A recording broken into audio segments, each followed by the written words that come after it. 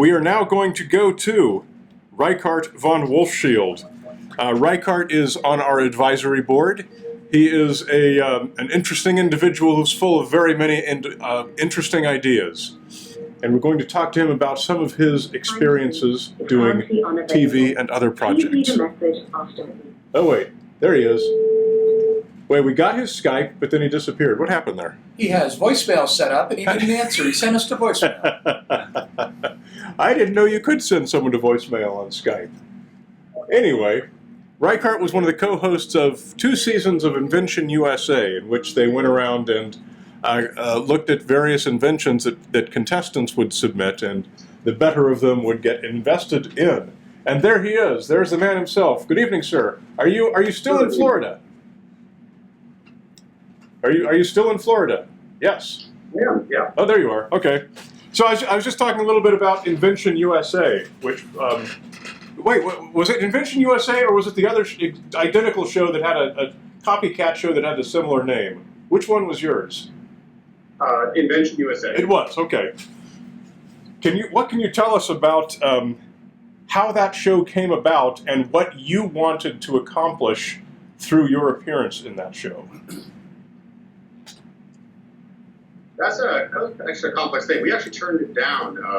They offered it originally to Dr. Garrett Lisi, the theoretical physicist, and they were looking for somebody to partner with him to sort of offset him that had a background in actual invention, because he's a mathematician and a physicist. And we got on the phone, and apparently they had talked to something like hundreds. I think that was a really big number. And on the phone call itself with me, they were just asking like what my background was. And I started just listing off all my inventions that I already had, patents, etc. And it just, because of course I've worked on things that are in disparate fields, slot machines, video games, law enforcement, military. And then I was like, stop, we want you. And on the phone, they didn't even waste any time. It was like, yep, this is all there is to it. And then we actually turned them down. I said, no, I'm not sure I really want to be in front of a camera. I think you're behind the camera and signing cameras. But I bet they don't hear that one very often. What's it say again? I bet they don't hear that one very often. I prefer designing cameras to be in front of them. Actually, really funny.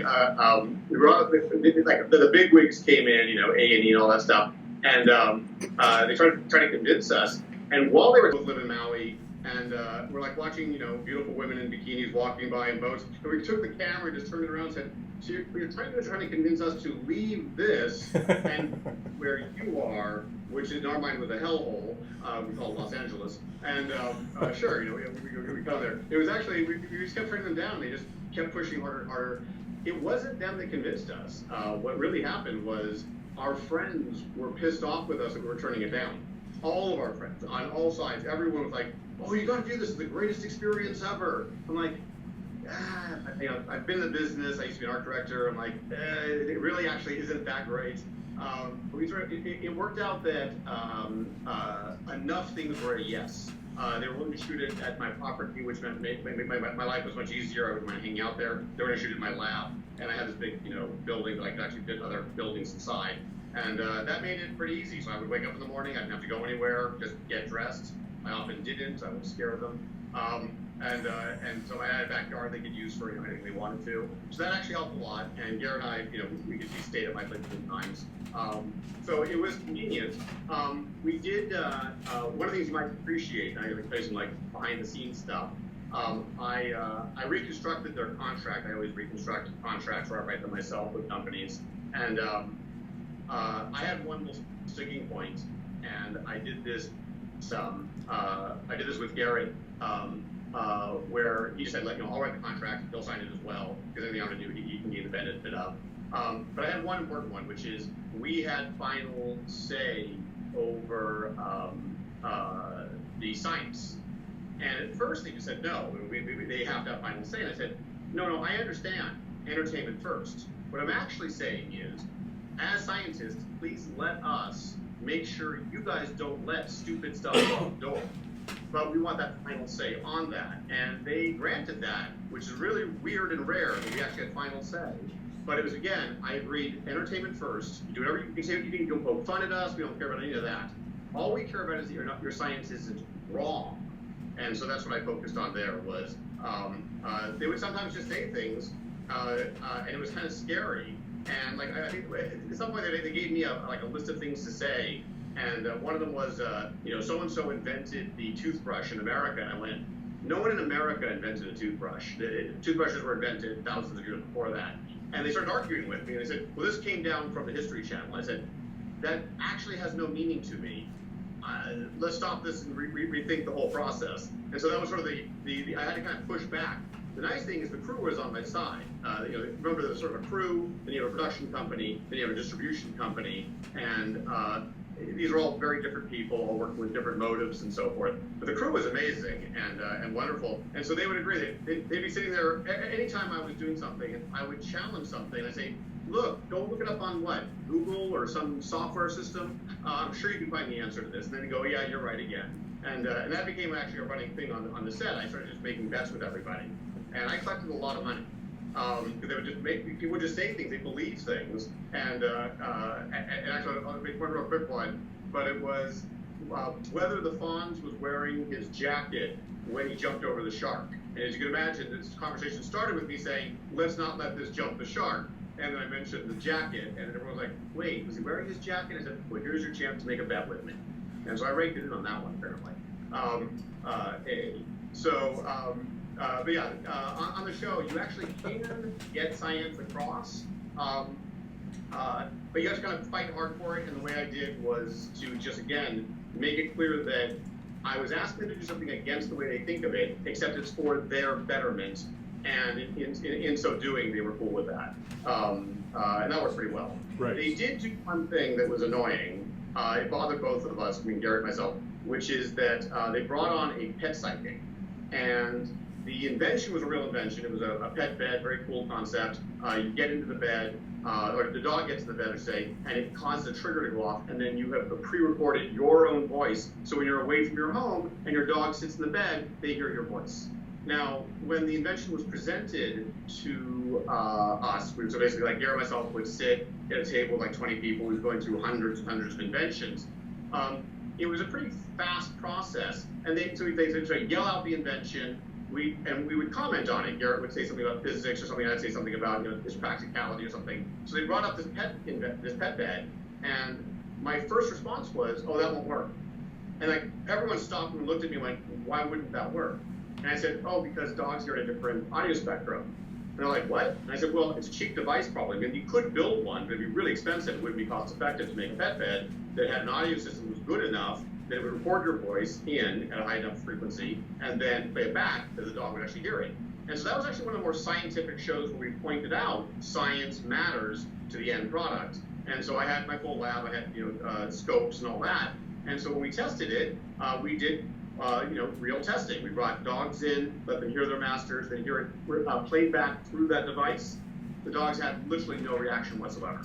And so then I brought in a really expensive audio system, did it again, and the dogs actually went looking at the speakers, trying to figure out where their master's voice was coming from. And we chose dogs that were very attentive to their masters. And so if they were hearing the voice they expected, they should even have an ear that goes up or something. But yeah, in a cheap little piece of crap, Chinese playback device, nothing at all. And so it actually proved it out. We could show them where the frequency, where they could hear stuff. And that's a great example of a solid test. And that was the type of thing I was most interested in on the show, was really explaining to people that if you have your science down, you can then carry forward your invention. But there's a lot of stuff that's sold, as you know, that just doesn't work. And this is why. It's good intentions, but people don't really test it fully. The good news was we were able to find like slightly more expensive devices that would produce a higher spectrum, or fuller spectrum, lower to higher. And I even helped them, we were at an invention show, and I helped them meet up with, back then it was SkyMall. And they got to deal with SkyMall and QVC and all that. But now the guy's actually doing something, which is kind of cool.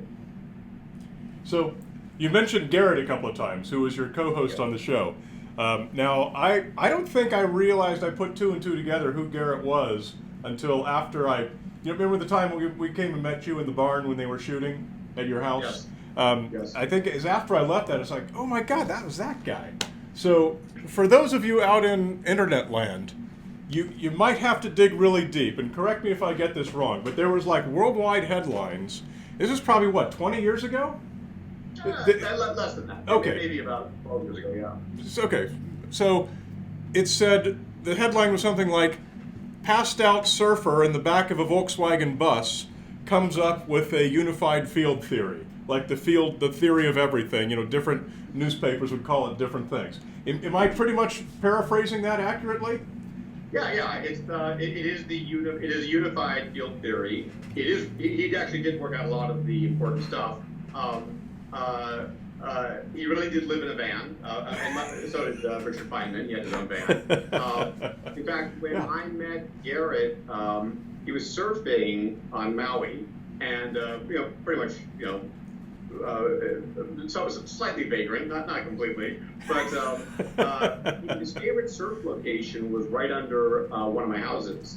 And I don't surf. And we had this conversation one day, and he's like, "Oh, this is the greatest surf location in the world." I said, "Well, my house is right there. If you watch my house for me, we can trade out. Like, you can just hang out there and you can do your surfing." And the look on his face at this point in his life, because at that point back then he used to make his money doing something.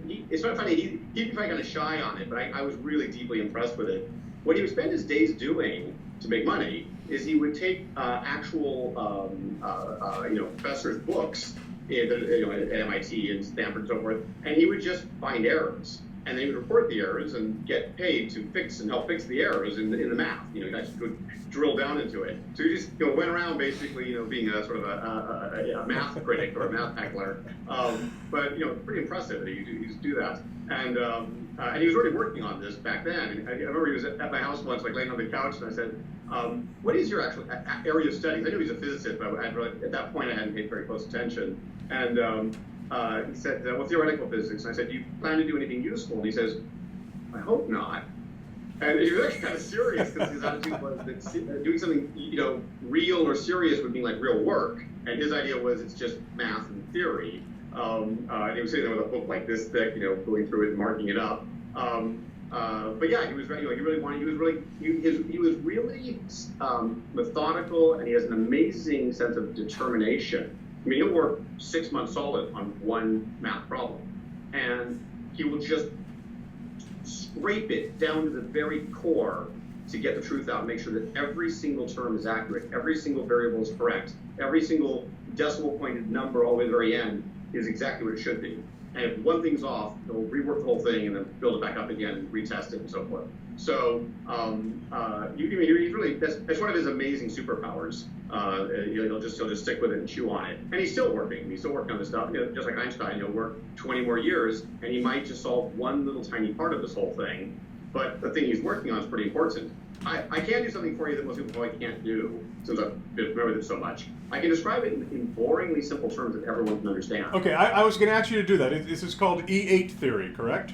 Yes. It's basically Lie groups and D8 theory. But let's even stay away from all of the accuracy, or there's no test on this later. Don't worry about the math or that stuff. Just consider this. Good. Thank God for that. Yeah, exactly. Keep it real simple. Think about the fact that different musical instruments have different ways of encoding the notes. Like you have music for pianos and most instruments, then you have chords for, let's say, guitars. A grand unified theory, when they talk about that, they're really talking about taking all these different systems, let's say, of music and notation, and coming up with one that everyone can look at and get the same results from it.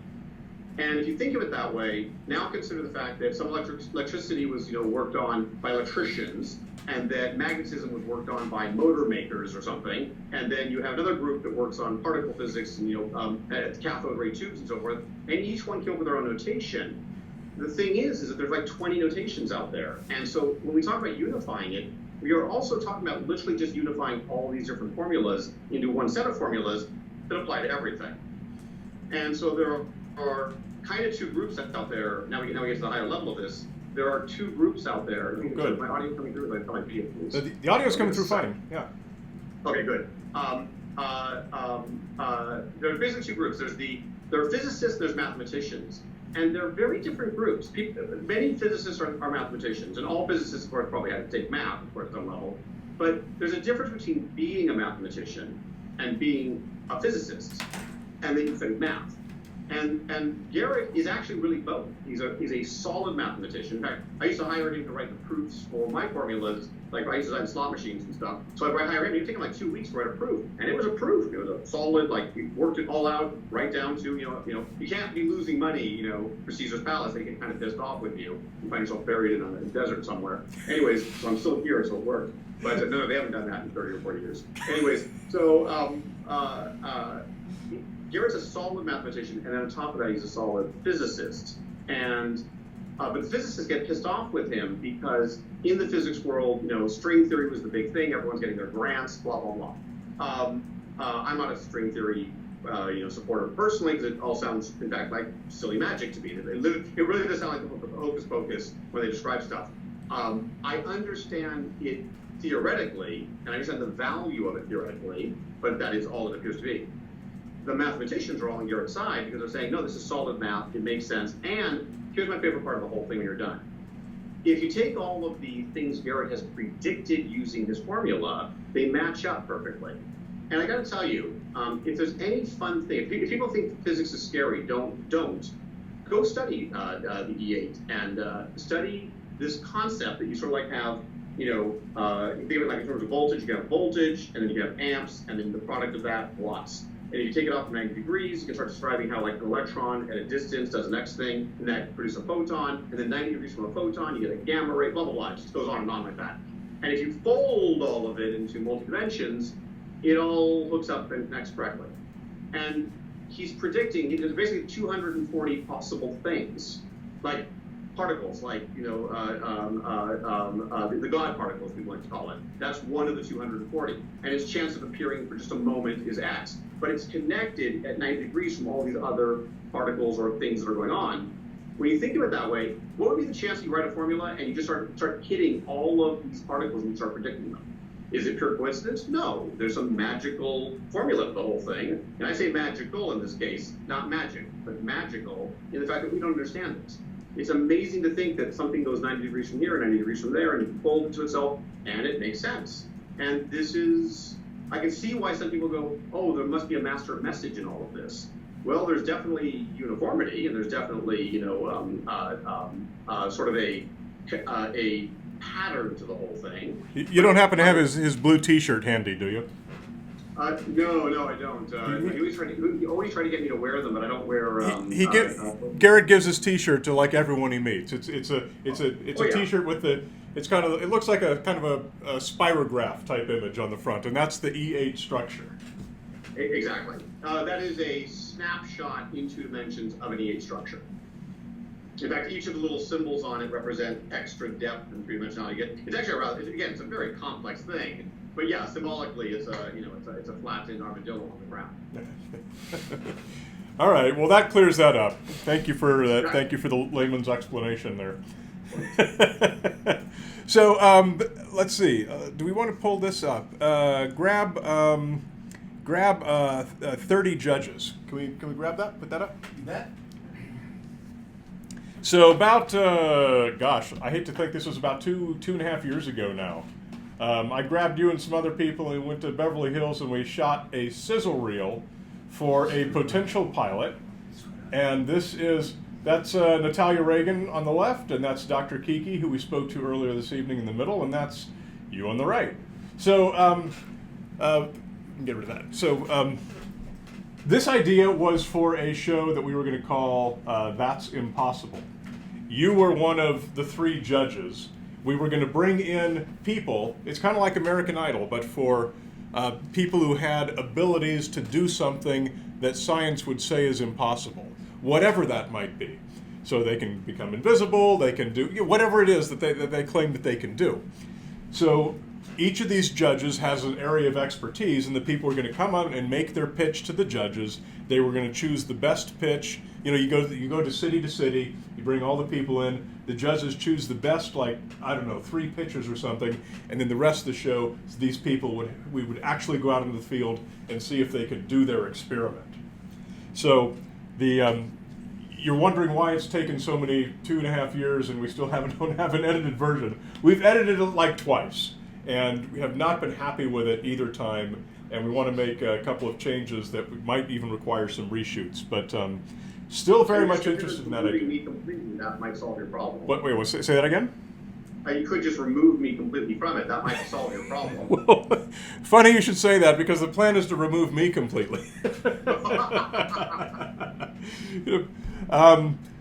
Yeah. So anyway, I still think it's one of the better ideas that I've worked on. I still think it's probably really commercial, and it gives a great opportunity to show science from pseudoscience, because obviously our plan as producers of the show would be to choose contestants who were trying to do something that represents a popular pseudoscience of some type, and then we'll take them all out and make them fail. Yep, agreed.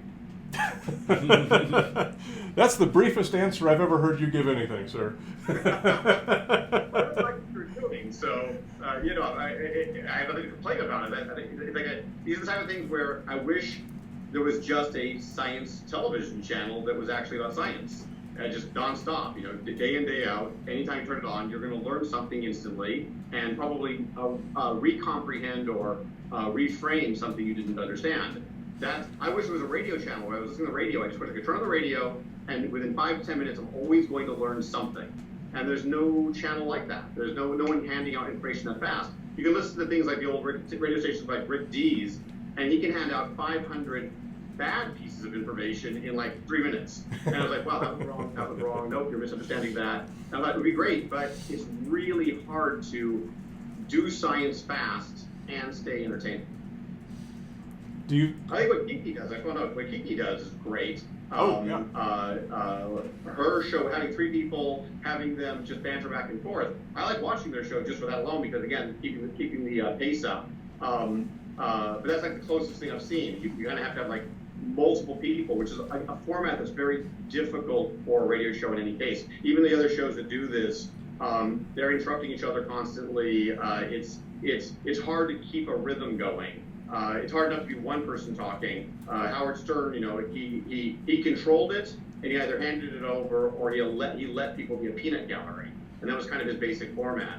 So I would always look at his format as like, can you take Howard Stern's format but make it science? Because he himself actually clearly wanted to know the truth on everything all the time. It's just that the truths that he cares about are social, or who does she have sex with, or whatever the silly question is.